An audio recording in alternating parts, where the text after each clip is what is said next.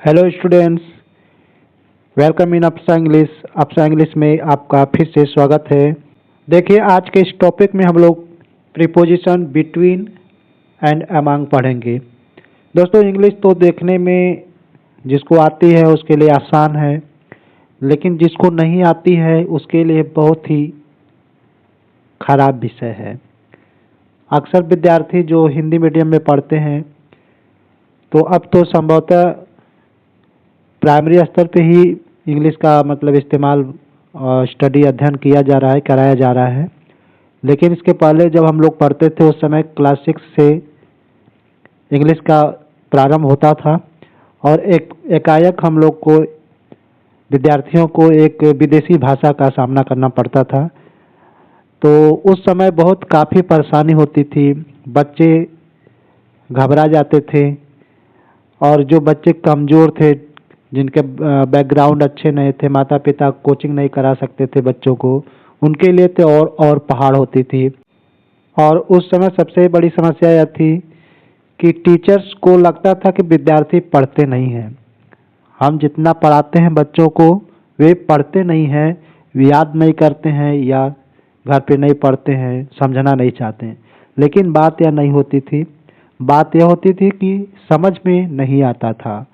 अगर कक्षा 6 में अगर आपको टेंस पढ़ाया जाए, यह एक किताब है, वह एक मुर्गी है, यह एक अंडा है, सेव है, तो क्लास में अगर बता रहे हैं तो समझ में आया, लेकिन कुछ समय के बाद ध्यान से उतर जाता था।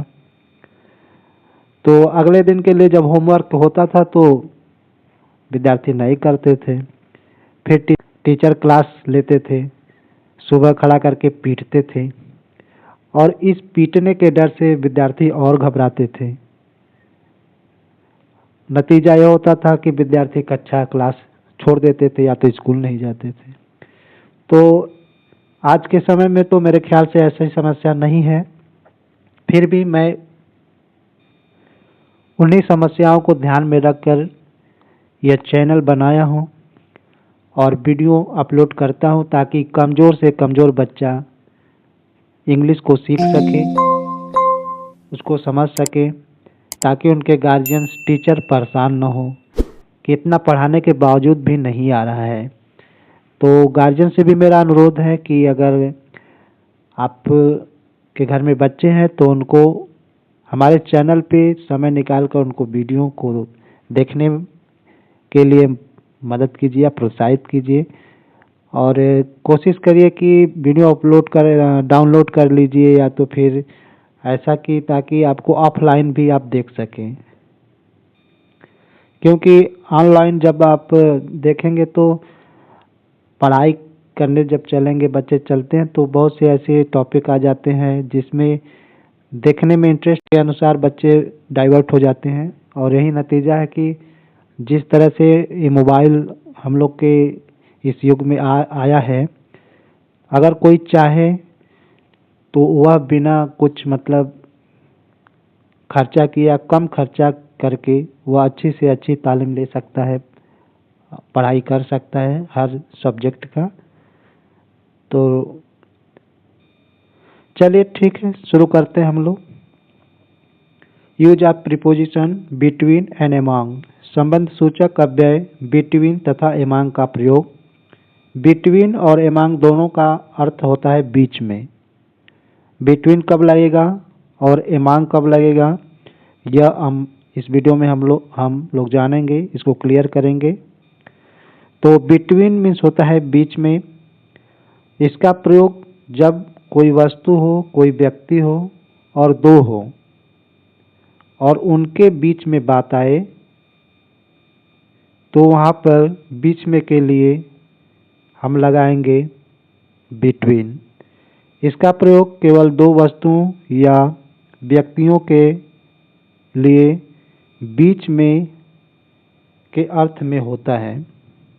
ठीक है, जब दो वस्तु हो, दो व्यक्ति हो, केवल दो हो, तो वहाँ पर जब बीच में शब्द आ जाए तो वहाँ पर बिटवीन लगाते हैं। जैसे राम और रावण के बीच युद्ध हुआ, राम और रावण दो लोग के बीच युद्ध हुआ तो वहाँ पर बिटवीन लगाएंगे। राधा और रानी के बीच कंपटीशन हुआ तो वहाँ पर बिटवीन लगाएंगे। तो यहाँ पर कुर्सी और मेज के बीच में एक गिलास है तो वहाँ पर बिटवीन लगेगा। तो इसका मतलब यह है कि जब दो वस्तु हो, दो व्यक्ति हो और वहाँ पर बीच में शब्द आए या ना आए, लेकिन सेंटेंस में भाव जग रहा हो कि बीच में कोई चीज़ है, बीच में शब्द आए या ना आए, तो भी वहाँ पर आप बिटवीन लगाएंगे। जैसे यहाँ पर देखिए, यह मिठाई राम और श्याम में बांट दो। यह मिठाई राम और श्याम में बांट दो। यहाँ पर में शब्द आया है, में का अर्थ हुआ बीच में। राम और श्याम में यानी राम और श्याम के बीच में बांट दो। तो यहाँ पर बांट दो इसलिए हमने वर्ब को पहले रखा। इम्परेटिव सेंटेंस यानी आज्ञा सूचक जो वाक्य होते हैं उसमें वर्ब को पहले रखते हैं। तो बांट दो इम्परेटिव सेंटेंस है। Distribute this sweet between Ram and Shyam. यहाँ पर देखिए, में के लिए नहीं, बीच में या में के लिए क्या लग गया, बिटवीन लग गया। किसके किसके बीच में, राम और श्याम में। यह मिठाई राम और श्याम में बांट दो। बांट दो यह मिठाई बीच में राम और श्याम के। ठीक, यह मिठाई राम और श्याम के बीच में बांट दो। Distribute this sweet between Ram and Shyam. Second देख लीजिए, राम और रावण में भयानक युद्ध हुआ। राम और रावण में भयानक युद्ध हुआ। यहाँ पर भी देखिए, में शब्द केवल आया हुआ है, तो में या बीच में, राम और रावण के बीच में भयानक युद्ध हुआ। तो यहाँ पर सब्जेक्ट के स्थान पे हमने रख दिया देयर। देयर का प्रयोग स्थान बोधक होता है, जहाँ पर कर्ता नहीं रहता है वहाँ पर हम देयर का इस्तेमाल कर्ता के रूप में कर देते हैं। There was a terrible war, भयानक युद्ध।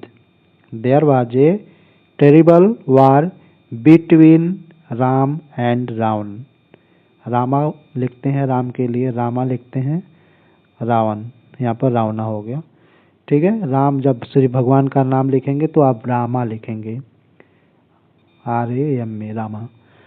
There was a terrible war between Rama and Ravana. Ram और रावण के बीच में भयानक युद्ध हुआ। तो आपने देखा, बिटवीन केवल दो लोग के लिए के बीच में जब आए, शब्द बीच में हो या न हो, लेकिन दो लोग के बीच की बात हो तो वहाँ पर बिटवीन लगेगा। जैसे कुर्सी और मेज के बीच में एक डॉगी है, कुत्ता है। There was a doggy between chair and table. There was a doggy, sorry is लगा दो, there is a doggy between chair and table. Doggy means कुत्ता, कुर्सी और मेज के बीच में है। तो इस प्रकार से बिटवीन का इस्तेमाल होता है। आशा करता हूँ कि आपको समझ में आया होगा। दोस्तों, वीडियो अगर अच्छी लगती हो, समझ में आता हो तो वीडियो को लाइक करिए ज़रूर। इससे जो भी विद्यार्थी वीडियो को देखता है उसका मोटिवेशन होता है और हमारा भी उत्साहवर्धन होगा, ताकि हमारा प्रयास जो है वह सफल हो रहा है। चलिए एमॉन्ग को देख लेते हैं। एमॉन्ग, एमॉन्ग मीन्स भी होता है बीच में। इसका प्रयोग दो से अधिक वस्तुओं या व्यक्तियों के लिए जब बीच में आ जाए, बीच के अर्थ में होता है। एमॉन्ग बिटवीन दो लोगों के बीच की बात थी, और एमॉन्ग दो से अधिक लोगों यानी प्लूरल नाउन प्रोनाउन होगा, तो वहाँ पर बीच के लिए, में के लिए एमॉन्ग लगाएंगे। जैसे फॉर एग्जाम्पल देख लीजिए, इस मिठाई को विद्यार्थियों में बांट दो। विद्यार्थियों मतलब प्लूरल नंबर हो गया।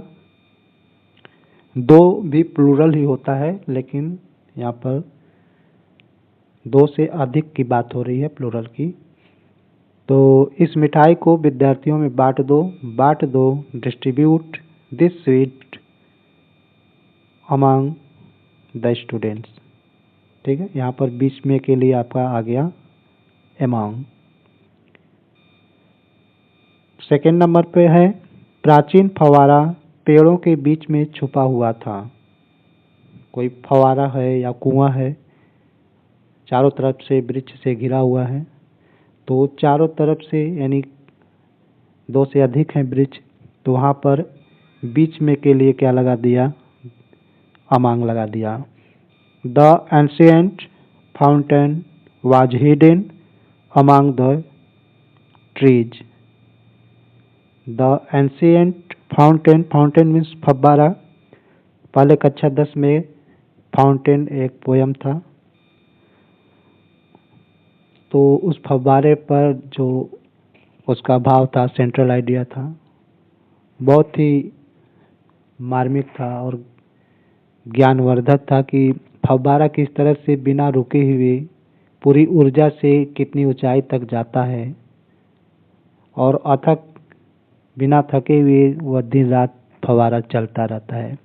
तो इसलिए जो विद्यार्थी हैं या जो कार्य करने वाले हैं, उनको सदैव ऊर्जावान होना चाहिए, हमेशा हौसला बुलंद करके काम को करना चाहिए।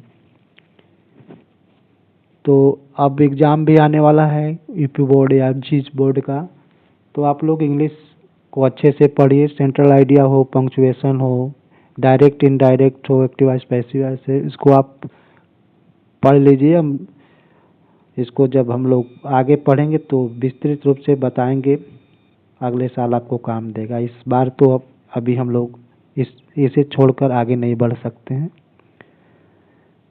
तो चलिए, सेंट्रल आइडिया क्या होता है कि जब कोई पोयम होता है उसका आप हिंदी में अर्थ समझ लीजिए, उसका भाव समझ लीजिए कि उसका सारांश क्या है, उसका भावार्थ क्या है, बस उसी को आप इंग्लिश में अपनी भाषा में लिख दीजिए, अपने तरीके से लिख दीजिए। 4 लाइन, 8 लाइन, 10 लाइन, यानी जितना कम से कम उसका भावार्थ आप लिख देंगे वही आपका सेंट्रल आइडिया होगा। अगर अच्छे तरीके से अपने अंदाज में आपने लिख दिया तो आपको पूरा नंबर मिलेगा, नहीं तो गाइड और जो बुक्स में होते हैं, आंसर बुक्स में, तो जिस तरह से अगर उसी तरह छापेंगे तो एग्जामिनर भी जानेगा तो ये रटा रटाया हुआ है, उसी तरह से नंबर देता है, कम देगा एग्जामिनर। तो चलिए, आज तो वीडियो बस इतना ही है। हम लोग फिर मिलेंगे अगले टॉपिक के साथ। जब तक ये प्रीपोजिशन नहीं समाप्त होता है तब तक हम लोग प्रीपोजिशन नहीं पढ़ेंगे। और आप अपना ख्याल रखिए, सदैव मुस्कुराते रहिए, खुश रहिए।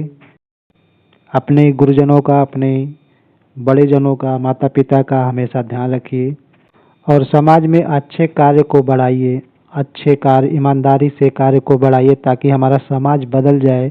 इस समय जिस तरह से भ्रष्टाचार और अनैतिकता पैर पसार रहा है, ऐसा लगता है कि आने वाले समय में इंसान के बगल में खड़ा होकर भी उसके बारे में गलत सोचेगा। तो आप लोग इस समाज को बदलने का प्रयास कीजिए, क्योंकि जो युवा पीढ़ी होती है वह उसके सोच से आने वाला समय बदलता है। तो आप लोग भी अपने सोच को सकारात्मक रखिए, सदैव परोपकार की भावना रखिए, अपने से ज़्यादा दूसरे के बारे में सोचिए, उसके दुख तकलीफ के बारे में विचार करिए कि हमारे किस गलती से किसी को ज़्यादा परेशानी हो सकती है, कष्ट हो सकता है, किसका परिवार बिखर सकता है, किसकी भावनाओं को चोट लग सकती है। तो इन सब बातों को आप हमेशा ध्यान रखिए और वसुधैव कुटुंबकम की बात को अमल में लाइए। चलिए, ज़्यादा ज्ञान की बातें भी किसी को खराब लगती हैं। अपना ख्याल रखिए, हम लोग फिर मिलेंगे। Bye bye.